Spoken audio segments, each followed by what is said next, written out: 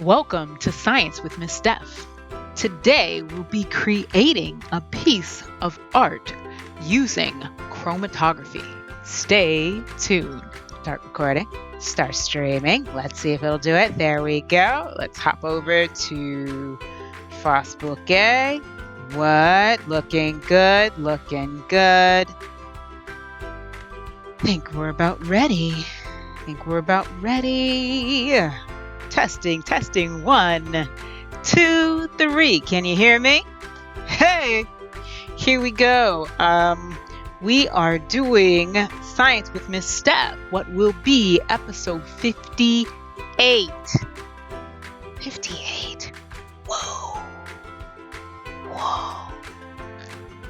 Hello, today we're going to do a little chromatography art. We're going to take a chromatography project and turn it into an art piece. I repeat, we're going to take a chromatography project and turn it into an art piece. So thank you so much for joining me for Science with Miss Steph.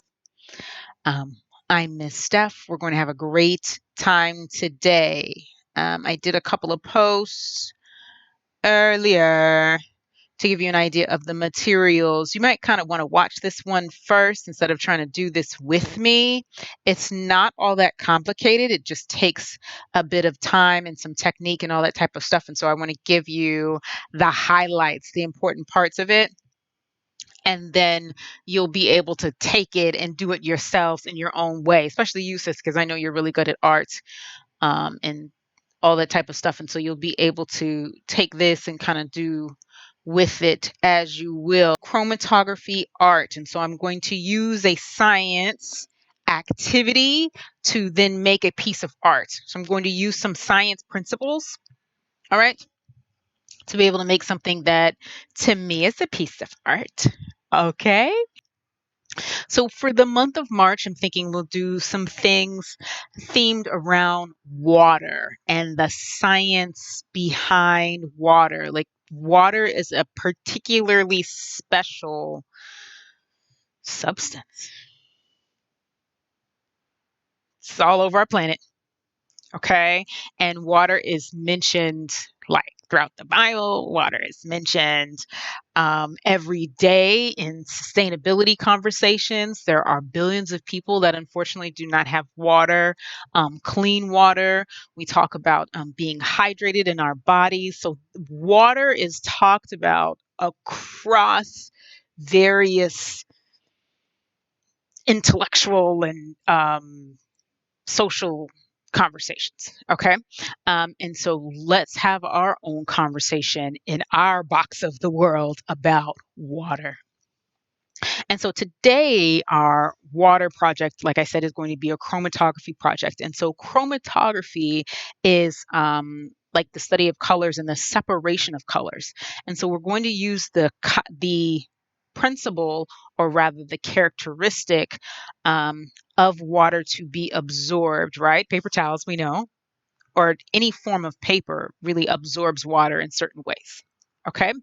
And so we're going to use that ability of water to be absorbed by paper and the fact that water can actually help set water and paper combined, our liquid and our solid phase, for my like really PhD level, like serious level chromatography chemist, right? You know, you have your liquid phase and your solid phase, okay? Or rather your mobile phase, okay, and your stationary phase, okay? So those two things coming together helps us separate our colors. At the end, after we do our color separation and whatnot, we're then going to make it a fun, colorful art project, because I haven't done an art project in a while. And guess what? I haven't forgotten about y'all with the art. Okay. So let's go through all these materials that I've got today. I have water. There's nothing different about these 2 cups of water. It's just that you'll see it's easier to have multiple cups just because I need to be able to like work quickly. Okay. I have some pieces. I'll put those to the side. Those are some of my chromatography strips that I've already done. Okay. I've already done some and you'll see why. All right. I've got some glue, The glue is going to be used for the art side of things. Okay. Markers. I know you're thinking the markers are for the art part of the project. No, the markers are actually for the science part of the project. Okay. Those are the colors. Okay. We've got some different pieces of paper. You can use, especially if over here on Instagram you saw my list of materials, you can use paper towel, or you can use these fancy smancy science, okay, filter paper. This filter paper is what you could use if you want. Most of my strips you'll see I've done with paper towel, but I wanted you to get an idea of what it looks like if you use the filter paper. Okay, and this I just got on Amazon. Not advertising Amazon. Y'all know how I feel about it. I just use it a lot. Okay, but I'm not advertising them, and they are not sponsoring them. No. Okay, so I'm going to put this to the side because I already have both of these types of things pre-cut. Okay, and this is what the filter paper looks like out of the box. And again, putting it to the side because I already have it pre-cut. So you need paper. Then I also have a tray, and you'll see why the tray is really helpful. I have another tray to help me kind of capture and things to dry on. And then, of course, I have a piece of construction paper because at the end, I'm going to use that for my art project. All right, so let's put this to the side. So let's start making our strips. Let's do the science end. Y'all know I don't think that science and art are separate, but to help us kind of put things in a box, because I know that folks learn in certain kind of ways and it helps you kind of delineate and separate things. So let's go ahead and do the chromatography part, right? You'll need markers. I highly suggest, or rather not highly suggest, you absolutely have to have markers that are water soluble. If they're not water soluble, like it's not gonna work, okay? Y'all understand? Okay. So water soluble markers. You can have all kinds of, what's happening? Okay. You can have all kinds of markers, right? Different colors and different things. You see, I have essentially a whole box worth of markers, right? And we're going to get a chance to see what happens when we put these on our paper towel and when the water helps move the color up and therefore separate the colors into its components. That's what we do when we're doing chromatography. And we can actually do chromatography as scientists. It's one of the things that I used to do in a lab. In the various labs that I worked at places where we needed to analyze for things that were harmful to the environment. I worked at a place where we were testing certain things in plastics. And I also worked at another place where we were testing pharmaceuticals. And at all of those places, I actually ran equipment called GC and LC, like liquid chromatography and gas chromatography. All that shenanigans to mean this. We were separating, everyone say separating, we're separating the components, right? So inside of this marker, there are multiple pigments, right? There are different colors, different chemicals that make up the marker. And we can find out what colors make up the marker. There's other chemicals, right, inside of the marker, but with the materials I'm going to show you, we can actually find out what are the components, or rather the colors that make up this particular purple from this particular brand. Okay, so that's what we're going to do, and that's why you need multiple colors, because it's fun, right? At the end, you're going to see why we need multiple colors, so that we have strips of paper with all kinds of colors on it, right? Like that's what we're doing. Okay, so I'm going to take the purple. Everybody knows how I feel about purple. Like, you should know this by now. I'm going to take a purple and I'm going to do a paper towel strip. Remember, I told you I'm doing paper towel.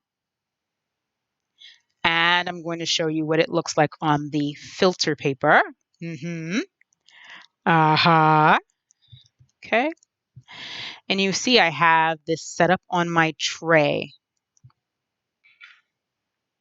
The tray is really just to minimize mess. That's all. It's not to do anything special. It doesn't play a role in the science of it all. It's just to minimize mess. So a lot of times in chromatography, we'll do a dot. Now, for my like serious chemists, right? Y'all know that this is going to make a really, really large dot. Okay.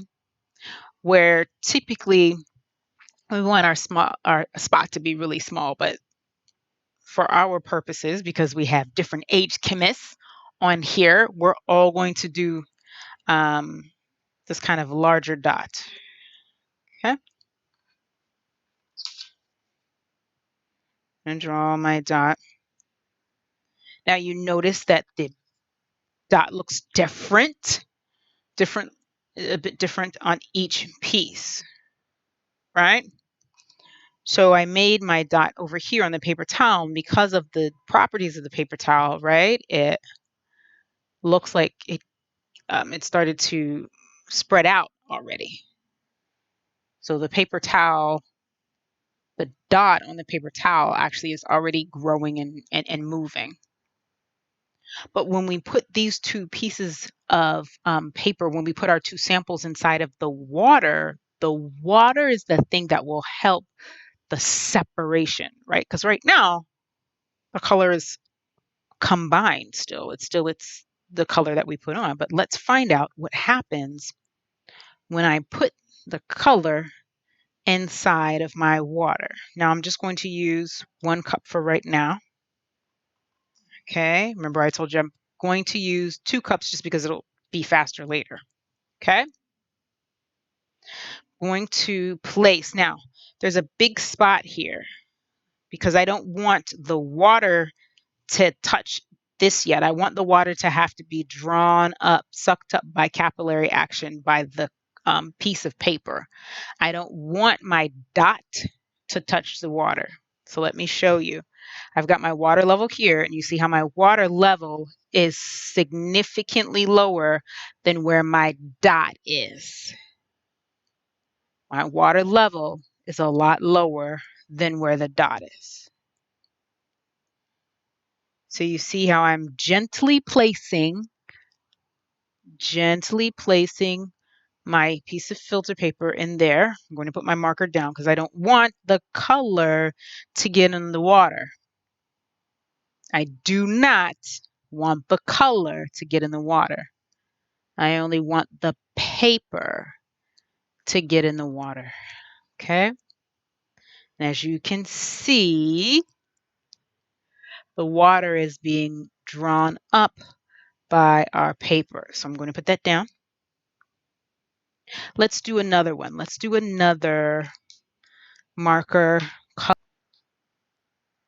I'm going to do on the paper towel and on my fancy smancy chemist filter paper. Okay. I'm going to do green.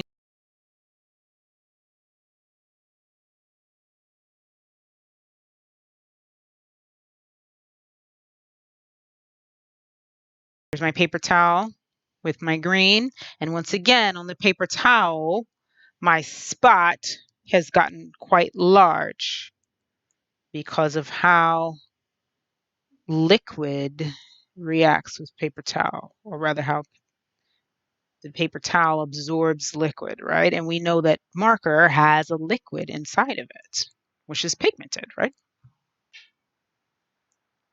So let's look at what's going on over here with our purple, right? Our purple is already running. The purple is already running, okay? This keeps kind of falling down. And you don't want the strip to just fall into the water or into your liquid. I've done this with rubbing alcohol before. Because then the strip, then the dot, right, would make the water a color. And right now we need the water to be clear because the water, again, is helping us separate our dot our marker dot into its components. And as you can see, right, we're getting some blue, we're getting some pink, and we have the original purple. Okay, again, blue, some pink, and then the original purple. So we're letting that run. Because of experience, I know to go ahead and pull these now. We're going to take this out. Okay. And I'll set it to dry.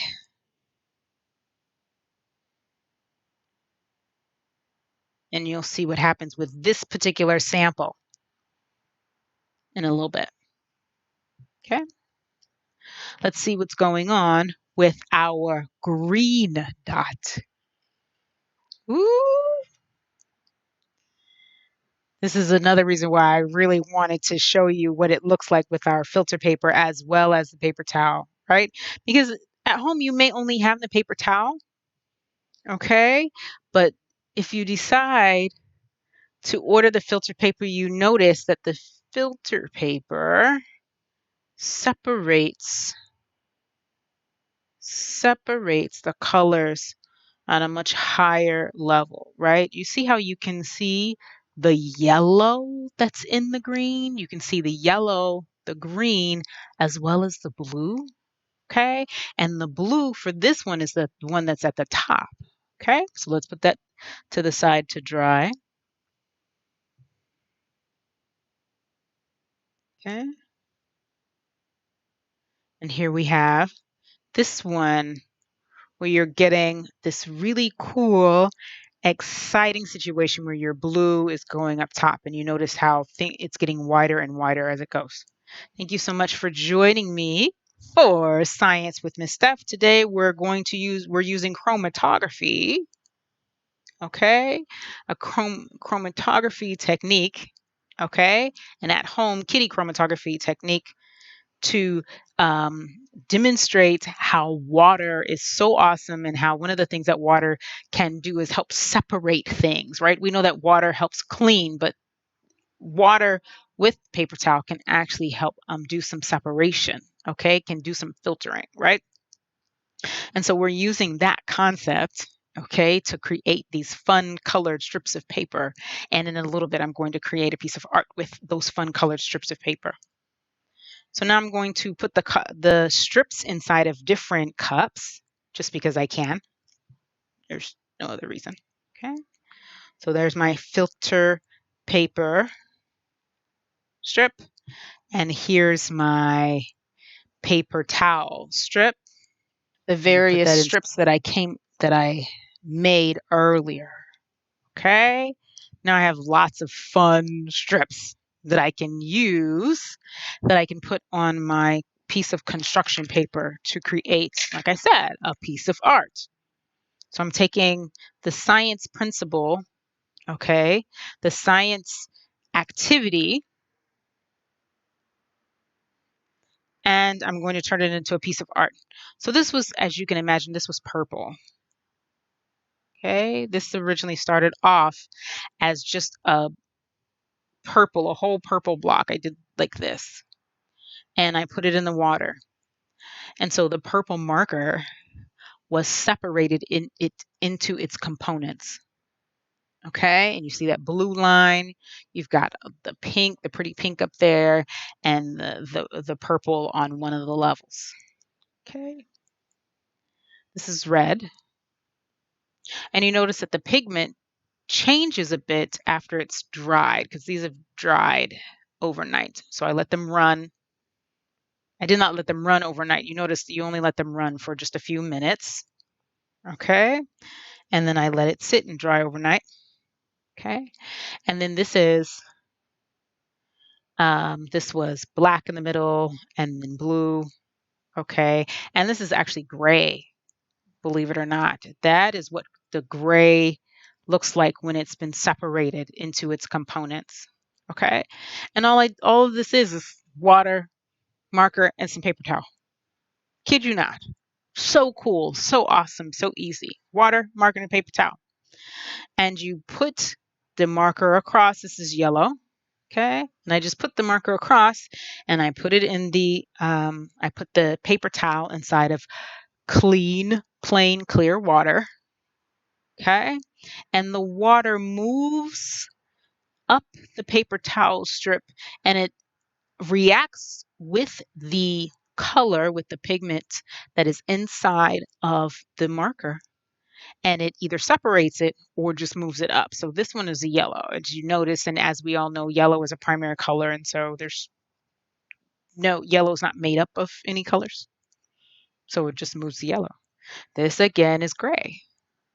Isn't that cool? Gray is great. The gray comes out really pretty. It's so fun how the gray is like actually like pink, pink or red, and then some blue. Okay, this teal blue. I think it's fun. All right, so now let's start to work.